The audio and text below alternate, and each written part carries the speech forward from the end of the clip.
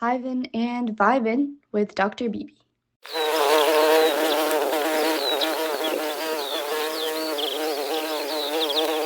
Welcome to Hivin and Vibin with Dr. Bibi. Today we have with us Dionne Payne. Diane, did I pronounce your name correctly? It's Dionne. Dionne. So Dionne. it's Dionne Payne, and she does not address herself as Dr. Dionne Payne, though she is a PhD. So letting you introduce me to Dionne on a grander scale, let me tell you that she is the founder of Women for Homes, a company whose mission is to inspire 1 million women, that's a lot of women, to invest $5,000 to end homelessness by 2030. Dionne Payne is the founder of Women for Homes, a company whose mission is to inspire 1 million women to invest $5,000 to end homelessness by 2030. I'm repeating myself, but this statement by itself is huge. So I think it deserves us a repetition.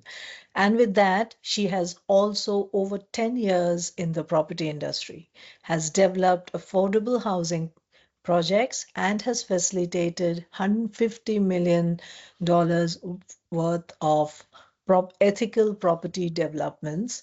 She has helped over 40 investors achieve double-digit returns through property. Dionne is also the author of a #1 Amazon best-selling book, ETHICAL, that is ethical property investing, and regularly writes and speaks on the topic. Dionne, welcome to Hivin and Vibin with Dr. Bibi. How are you doing today? I'm very well, thank you, Dr. Bibi. Yeah, and since I repeated that sentence, I would like to start with that because those are huge numbers. And what is the entire model behind this 1 million women, $5,000 and 2030? Yeah, okay, well, let's start with the timeline first.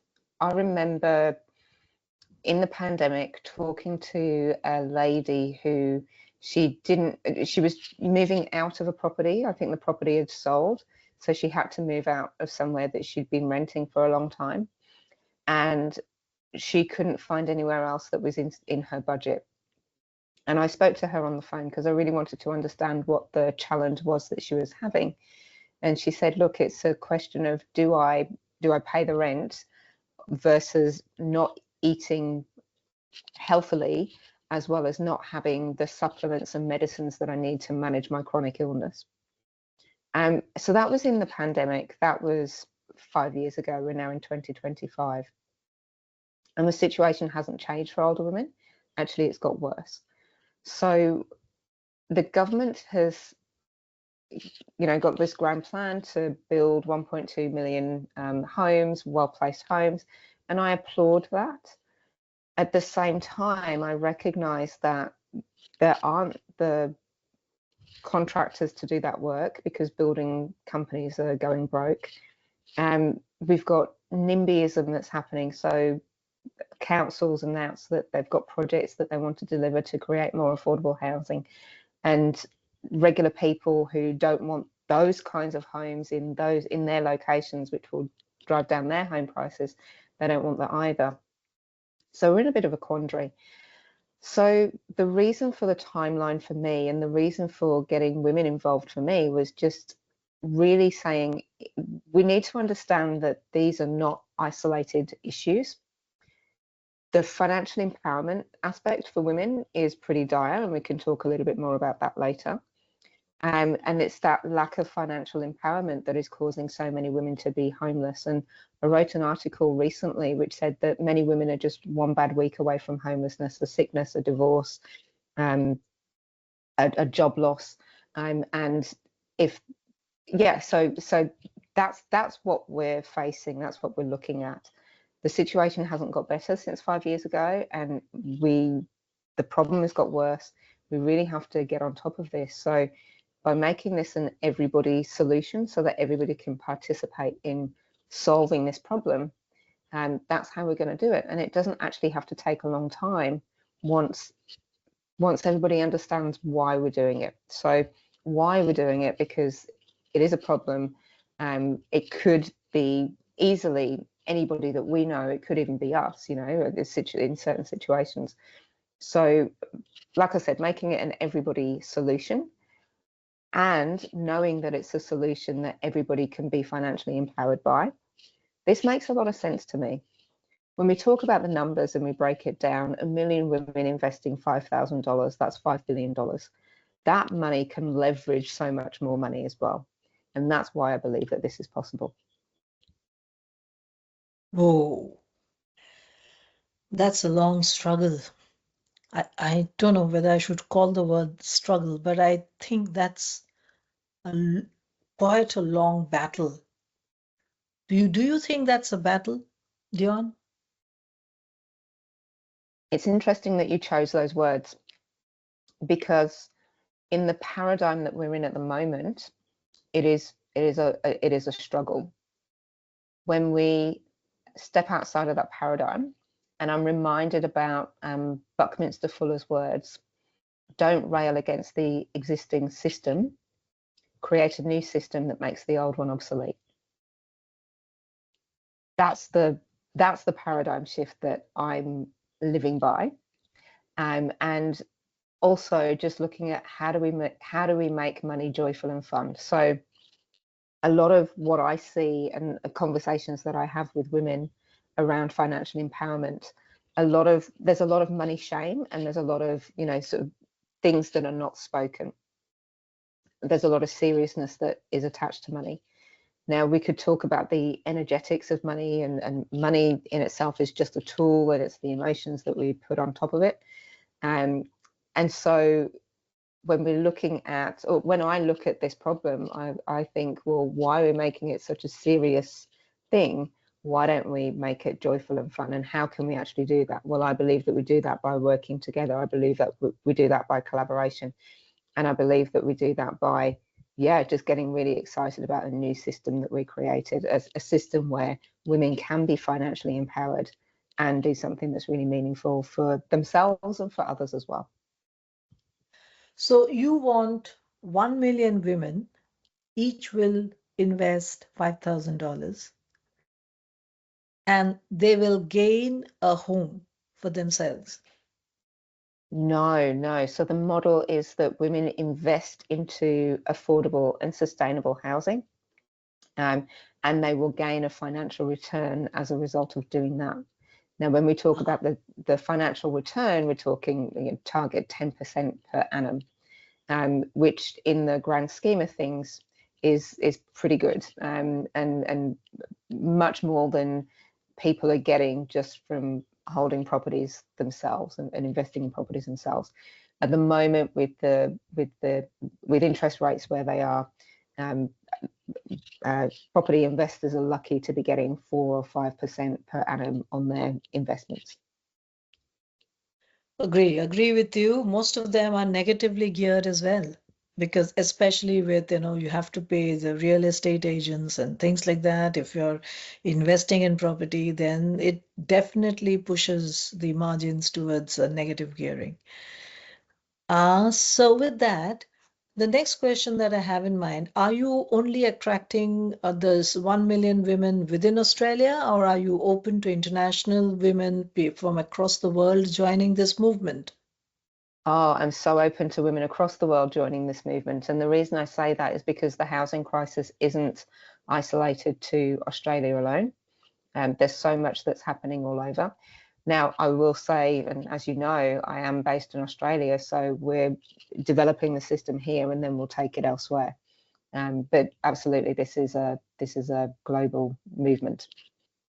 And you have plans of expansion? Absolutely.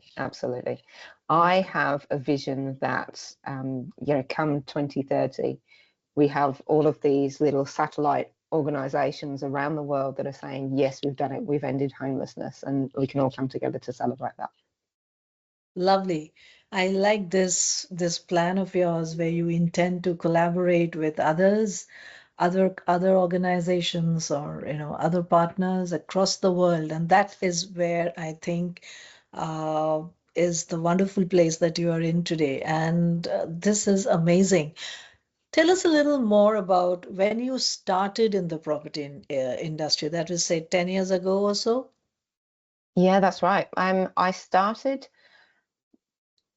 was going to say out of necessity. My situation was that I'd finished my PhD and I submitted my thesis, and my daughter at the time, she wasn't born yet, so I was about 6 weeks before my due date, something like that. And I decided that I was going to be a stay-at-home mum, and I was going to raise a family and then figure out what I wanted to do after that, because as much as I loved academia, it just wasn't going to give me what I needed at that time. So made the decision to stay home, raise two beautiful children, best decision of my life. And when my son, maybe he was about a year old, my husband came back and he wasn't really enjoying his job at that time. So he came home and said, look, I've been thinking about other things that we can do. I've seen this property seminar. I'd like to go along. It's a couple of hours in the evening. So he went along, and then, subsequently he signed us up for a property development mentoring program. I do remember thinking, gosh, you're a little bit crazy there. I'd always been interested in property, but it did feel a little bit out of our reach.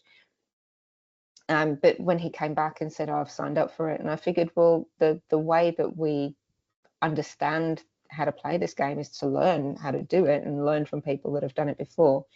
So that's what we did. We learned about it, and being part of that community and part of a property development network, we met other people that that had resources, that had the money but not the time, and we had the time and not the money. So we joined forces, and we did a number of development projects, and that was when they were small. When they were smaller, they were fun. The challenge that I saw was that to stick with those smaller projects, there was a lot of work. Like, property development is a lot of work, but the level of reward wasn't as much. And I remember the first one that we did, and we earned $30,000, and it was, we got $30,000 in one chunk. And it was fantastic. And I remember thinking, wow, this is brilliant. But as we did more, I realized that, yeah, we're doing a lot of work for this $30,000. What if we sort of raise our sights a little bit, look for something a bit bigger, and what could we make? And so when I did that, that was when I found the affordable housing project. And that was a bit of an oxymoron, because we were able to, I remember doing the feasibility and showing that we could make a lot more money, even with other joint venture partners, but we could make a lot more money just from doing a bigger project, and it was affordable housing. So I found that really interesting, and it wasn't necessarily a straight line either. There were definitely some challenges. It was a bigger project, but it was pretty much the same amount of work as we were doing for the smaller project. So that's how we got into affordable housing. And I remember putting all of the pieces together and thinking, okay, well, yeah, we've got the land, we've got higher density because of the zoning. So the higher density came because it was in a commercial, like a shopping centre was across the road, so it was like a business zone, and so we could do affordable housing there. We were able to get 14 homes on one block, whereas if it hadn't have been in the right zone, we might only have got 9, and then the numbers wouldn't have worked. We had to work with a community housing provider, and so I remember the conversations with the guy, the sort of CEO that was there, and I was thinking, how are we going to make this work? And he walked me through the process and gave me some really great advice, and it worked for them. They gave us a really great deal in terms of them taking a head lease over 3 of the properties, which meant that investors, because of the deal that they gave us, and because they were able to attract government grants for the subsidy part that we needed to provide, it just meant that they could provide social and affordable housing. And the investor that purchased that property, they basically got a regular rent. So even though the rent was discounted by 25%, they were still better off overall, because of how the CHP structured it. So I got to see that property development is very creative. I got to see that it can be used to create affordable housing, and I got to see, most importantly, that you can make money and create affordable housing and create something that's really beautiful and dignified. So, you know, when we think of affordable housing, often people think of ghettos, and I think that's why there's a lot of antagonism and a lot of NIMBYism about, you know, affordable housing, don't want it anywhere near me, because then we're going to have druggies and, you know, all sorts of people, all sorts of undesirables. But actually, I was able to prove in that we can have affordable housing that's beautiful, that is an asset to the community and not to the detriment of the community. But it does take a lot of consideration, a lot of education. I remember when we first started marketing these, and a lot of people would come through and say, oh no, I couldn't live there because it's affordable housing. Again, that negative perception.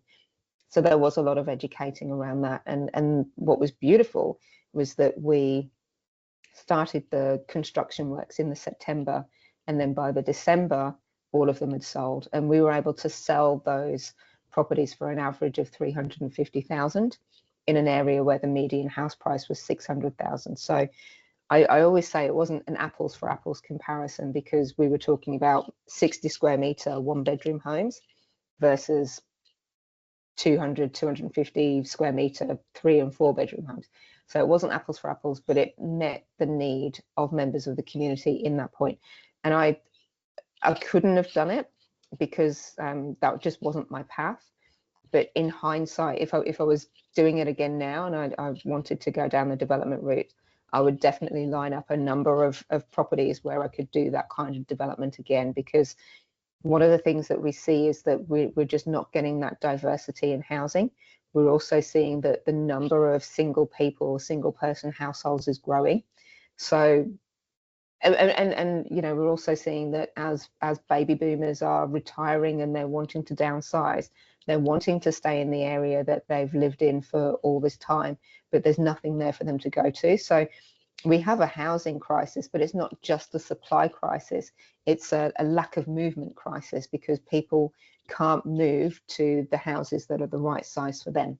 So that development, that affordable housing development, really opened my eyes to the possibilities, to how you can create affordable housing, how you can create right size housing. And also it sparked an interest in me as to how you can create sustainable housing, so we're not kicking the can down the road in terms of the climate emergency that we're facing. We're actually tackling it head on, and how we can do that in a way that isn't going to break the bank, or isn't just going to be for people that can afford it. We can make it, again, an everybody solution. So that project, that affordable housing project, was really pivotal. It did almost break me. We did have a lot of challenges. It was definitely a, you know, sort of going from smaller projects to a larger project was quite a step, and a very big learning curve as a result. But the lessons and learnings that I got from that are definitely the reason that I'm where I am today, and so important. There are a whole lot of things that you mentioned, which some of them you have explained, you know, especially the what is affordable housing. You have, you know, you addressed that, and because that was a question in my head to ask you next, and you did speak about that, and you spoke about the one question that I have is, what does ethical property development mean? Oh, that part's easy. So, well, there's two parts to that, to answer that question. The first part is ethical property investing, or ethical property development is developing homes in a way that helps people and planet to thrive. It puts people and planet at the heart of the decision-making process, at the heart of the development and design process. It's completely the opposite to the sort of extractive property development that we're seeing, which is just pump and, you know, build massive amounts of homes and hike up the price, and people can barely afford it, and people are getting in by the skin of their teeth and are stressed to the max as a result. So ethical property investing is the opposite of that. I wrote the book Ethical Property Investing, which you referred to in the introduction, so thank you for that. I've actually got a copy of it here, I'll show you. So Ethical Property Investing, that's the book. It is, I can see that it's the wrong way around in the image, but it is available on Amazon. And when I looked at, so about 5 years ago, I started my company, High Impact Property Investments, which is a sister company to Women for Homes. And when I started that company, I really wanted to break down all of the things that I saw in my development career and how I could make good choices when it came to finding developers to support with raising funds for them. So I broke it down and created the acronym ETHICAL, which stands for experience, track record, and that's the track record of the developer. High impact, so that's creating affordable, sustainable and inclusive homes. Investment risk, which is looking at the risk that is inherent in property development and making sure that the developer has seen the ways to overcome those risks. Collaboration partners, because they really make or break a project. So there's so many moving parts when it comes to property development. So making sure that the developer has a really great team working with him, whether that's architects, town planners, engineers, accountants, etc. That's really important. Aligned values is the A, and that's important too, because when you work with people and organizations and there's not that values alignment, things really do fall apart. And L is for legacy, and just making sure that what we build today lasts for eons and in the future, and also enhances the community around it as well. So it's legacy for ourselves and sort of the future generations, legacy for the community, and legacy for the world at large. So that's my breakdown of ethical. The other thing, the other thing that I say about that is that when all of those elements, I've just found that when all of those elements are in a project, it really does maximize the chances of success. It really does maximize the impact and the outcomes as a result of that project. Right. So the one question that does come up is when you're talking about sustainable, projects and housing projects, what is, and you said that it could cost say around 350,000 to build a one-bedroom.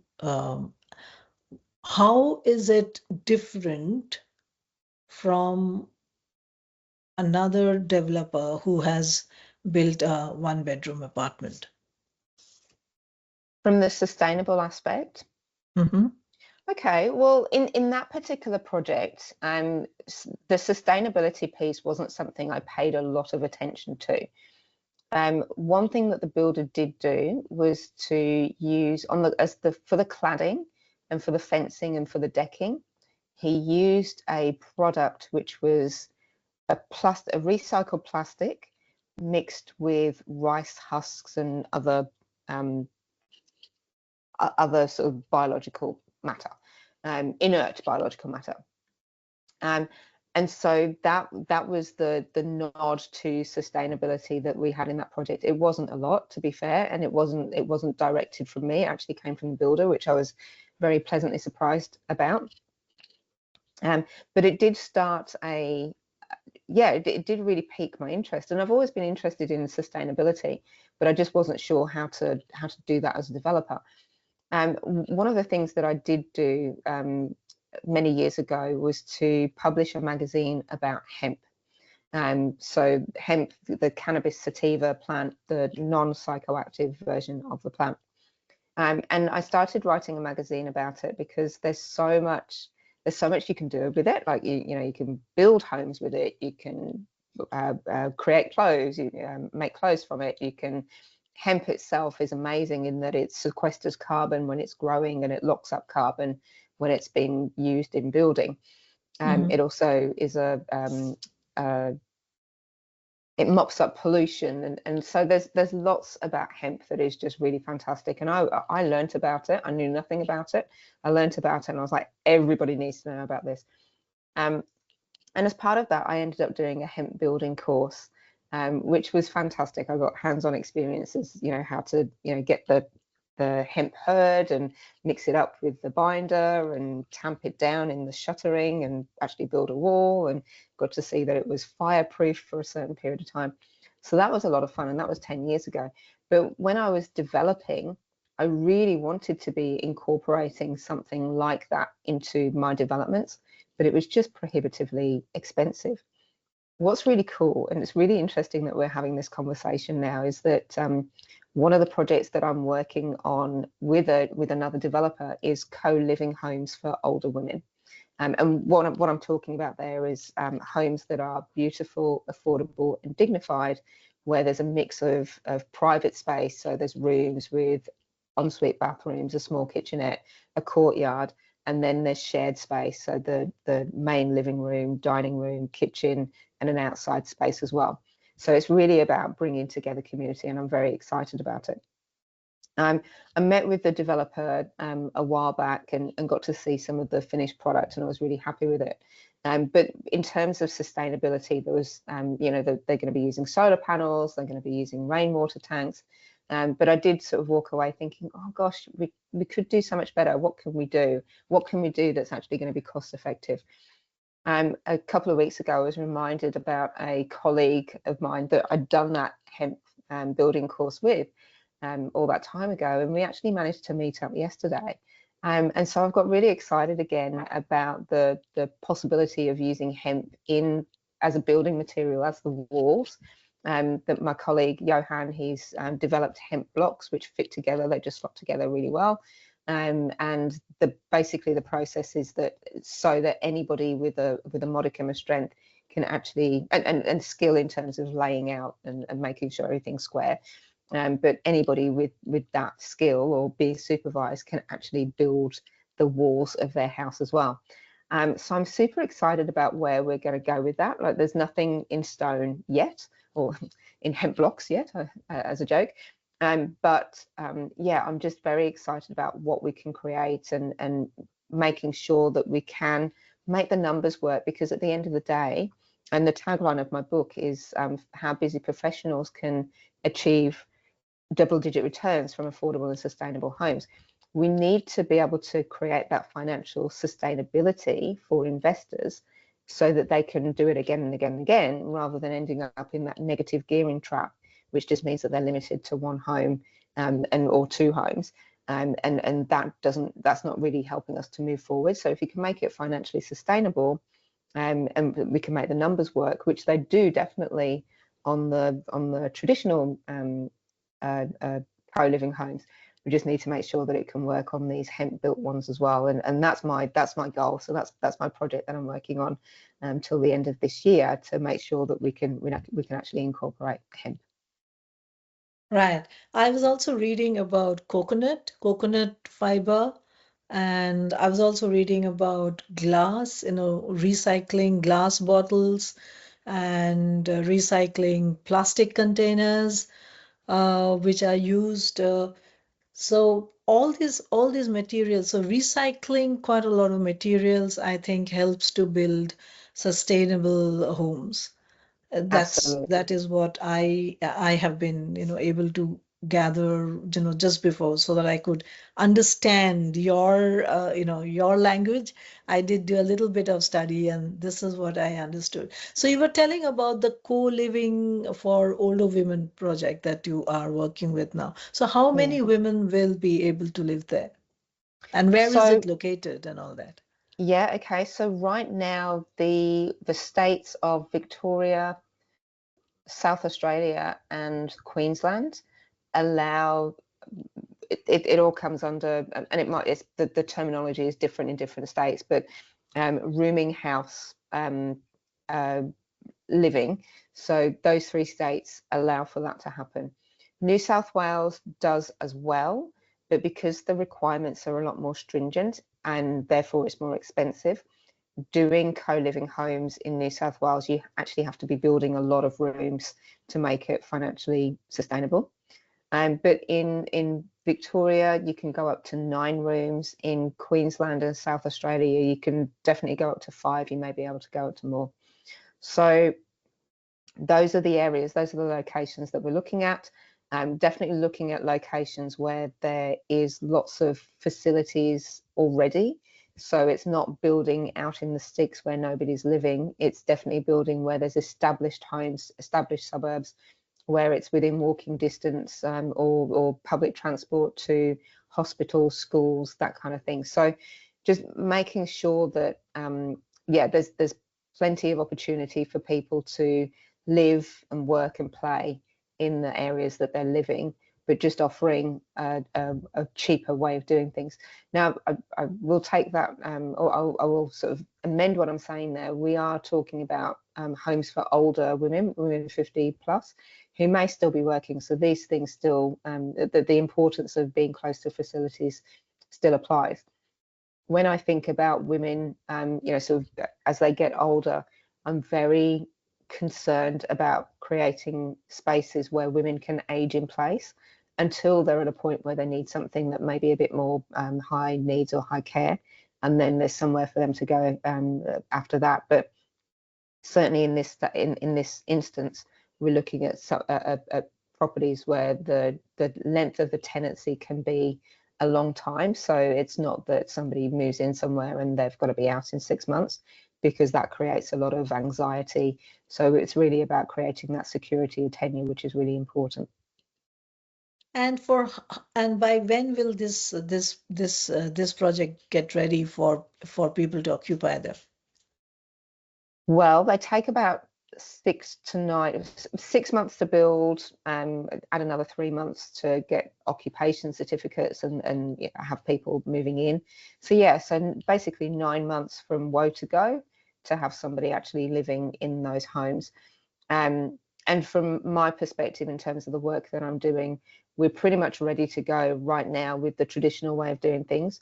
I am also investigating that we're doing it using the hemp blocks as well, which may take a little bit more time. So we might not do anything until early next year. Fine. So by end of next year, if we reconnect, then you will definitely be able to tell me, you know, how many people have got their new homes built there. Absolutely. So Dionne, with that, the fact that you have been able to envision something like this, what are your guiding principles? What is your mantra? Oh. Oh. Oh, look, couple of things. I wasn't expecting this question, but yeah, look, couple of things. One is that each morning I wake up, and I will preface this by saying I do not see myself as a religious person, but I do have a relationship with, I call it God, some people might call it the universe, some people might call it spirit, doesn't matter, but that all ever-present thing that makes our hearts beat and, you know, our eyes work and all of that. So each morning that I wake up, I just ask the question, how can I be of service? How can I be best of service today? And that's my guiding principle. Hasn't always been that case. I spent a lot of time sort of struggling through life and battling with life and wondering why nothing was working. But recently, yeah, like what I've really felt is that there's a natural order to life, and if we go with that, if I go with that flow, life is just so much more fun. So that's my guiding principle. Yeah, totally agree with you though, but that life can be so much fun if we just use our, you know, our principles and be authentic with that. Yeah. So, think of yourself when you were a little girl. And now, if you look at yourself, what are those aspects of that little girl, little Dionne, that you still carry with you? Oh, I love these questions. Outrageous optimism would be one of those questions, or one of those attributes. Okay. A belief that the world is good. and I know that there's some not great things that are happening in the world, but overall I tend to look for the beauty in life rather than focus on the sucky stuff. And it's not that I don't have empathy for people that are going through difficult times, because I really do. But I also recognize that we've all come into this life with something that we have to overcome. And for some people, it's, you know, around money and resolving their relationships with money. For some people, it's about, I don't know, resolving their level of self-worth and sort of really coming to terms with who they are. And but, you know, lots of different things. We're all part, like, we're all the same, but we're all very unique as well. So yeah, I can be empathetic for people, and even people that do things that I do not prefer. I just tend to think, well, okay, they're having to go through their journey as well, and you know, as I'm going through my journey, and I can just do the best that I can, and hopefully that inspires other people to do the best that they can as well. And I know that the media tends to focus on the negative because that's what sells papers. And like I said, I tend to focus on the beauty and the good, because I know that I feel better that way. And I'm way more effective in what I'm doing as well. Yeah, I totally agree. I can't take negative, and if it happens for too long, I think I fall asleep. So I just decide to fall asleep, and I wake up, and it's a better day. So with that, I really like that. let me ask you something about one of your experiences where you actually realized that, hey, you know, I have grown from this, or I have learned beyond something, and I have the strength to lead others. Any one cornerstone, or even if you want to share more than one, you know, one cornerstone experience. Yeah, look, that affordable housing project that I spoke of, the 14 one-bed townhouses, I alluded to it, but I didn't go into big detail. After I finished that project, it was probably the darkest period of my life, because even though we completed the project, it was so stressful. I realized that my values weren't aligned with my joint venture partner, and you never really, well, I knew that going into the project, but I really got to experience it once things were not going so well. The builder went broke, and it was a really tricky relationship between the builder and the joint venture partner. So I walked away from that project just feeling really crushed, and yeah, I was in quite a dark place for some time. And you know, going to those dark places, I'd never really had that, but going to that really dark place, I do remember thinking, how am I going to get through this? I don't even know how I'm going to get through this. And, you know, what are my options for checking out? And each time I'd just come back to, that's not the, checking out is not the right step for me to take at this moment. I don't know how this is going to play out, but I just have to keep going. Yeah, oh man, it sucked. It was so hard. And now I can look back on that time and just go, oh, thank goodness there was something inside me that just said, just keep going. It was just like a tiny, tiny voice. But, you know, like knowing, or not, yes, knowing, but not always feeling that way, that there would be light at the end of the tunnel and I would be able to make it through. And it's been a long time, and I feel like, yeah, I feel like I'm definitely out of the tunnel, like, you know, definitely out of that now, and can see all of the lessons and all of the benefits for it.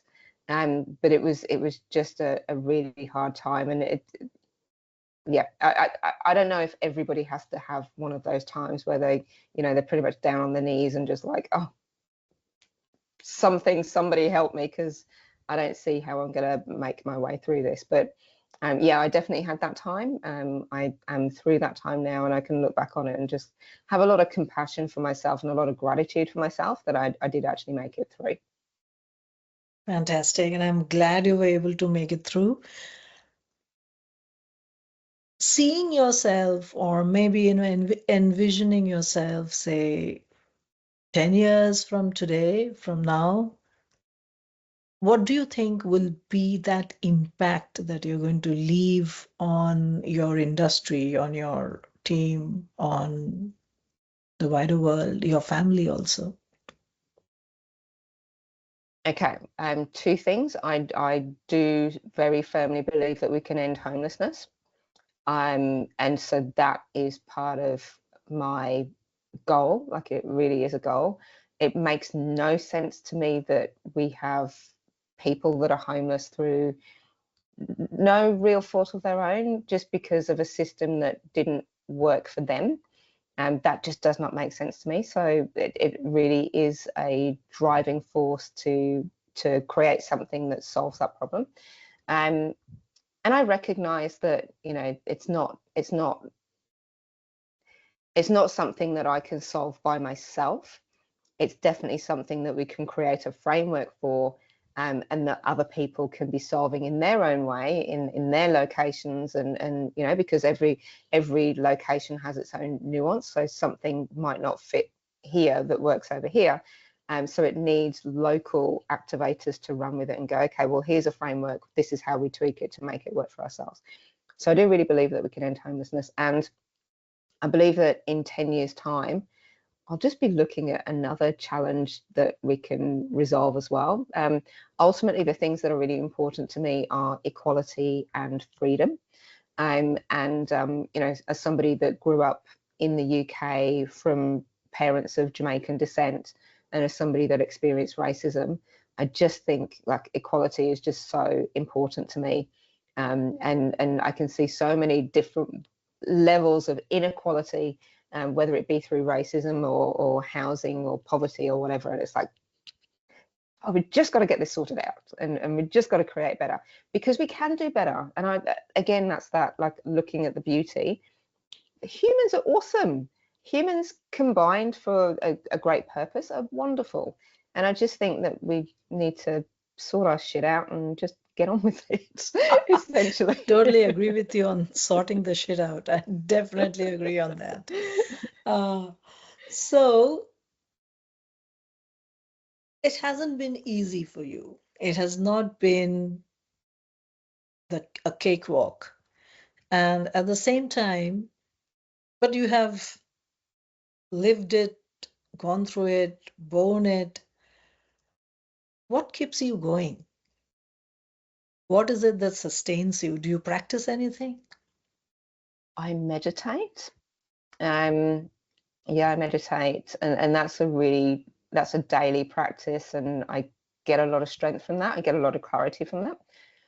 So that's been really great. And I don't know, I said the term before, outrageous optimism. I was born with it. I just, you know, like, even my friend says to me that that's my most endearing quality, that I can look at the positives even in a really crappy situation. So yeah, that's what I do. That's who I am, I guess.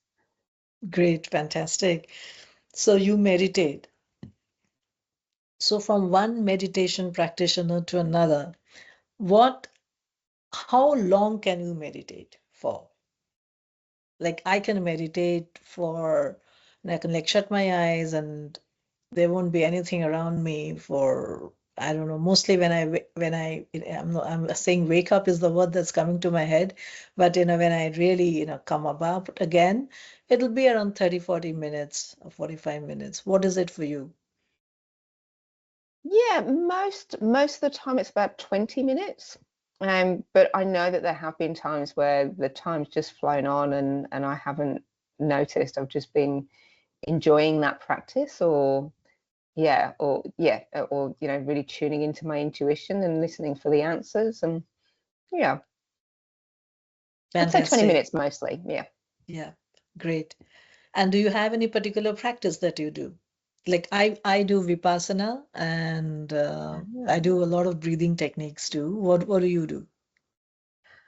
I do a technique where I just go through and cleanse everything. So it's like a white light that just cleanses um, my environment and the environment around me and to the whole world. And yeah, and I use it like if I've got a sticky problem at work or I want my day to go smoothly, then I'll just go through and cleanse the day and just yeah, kind of visualize everything going Yeah, so really it's a smoothly. visualizer. I was thinking that you visualize, so that's your Yeah, thing. yeah, yeah. How would you like our audience or and our listeners to connect with you? Ooh, well, a couple of places. I have the website Women for Homes, which is women number 4 homes.com. Yep, womenforhomes.com. And also, I'm pretty active on LinkedIn. So if anybody would like to have a conversation with me, contact me on LinkedIn, and it's under Dionne Payne, DIONNEPAYN. And how do investors get in touch with you? Oh, cool. Either way, so either Women for Homes, the website, or through LinkedIn. LinkedIn might be easier if somebody sends me a direct message. All right, great. So any women out there who's willing to invest or any investors out there, this is what you do to get in touch with Diane. And I think this is one project that uh, one can invest in with a clear conscience, knowing that you're really doing something good for the world and for the people around you. I think with that, we can end today's interview. I could keep talking to you, Dion, because there's so much more that, that I'm curious to know so much more about you. But I think I'll end it here today. And we had a lovely time. And thank you for sharing all your insights and experiences. I hope it will empower my audience and my listeners. And thank you for all your wisdom. Thank you. Thank you, Dion. Thank you. We have gone places in this conversation that I've never gone before. So I'm really delighted and surprised and grateful. So thank you. It's been a wonderful conversation. Same here. Absolutely same here. Well, I really enjoyed, talking to you. Thank you. Thank you.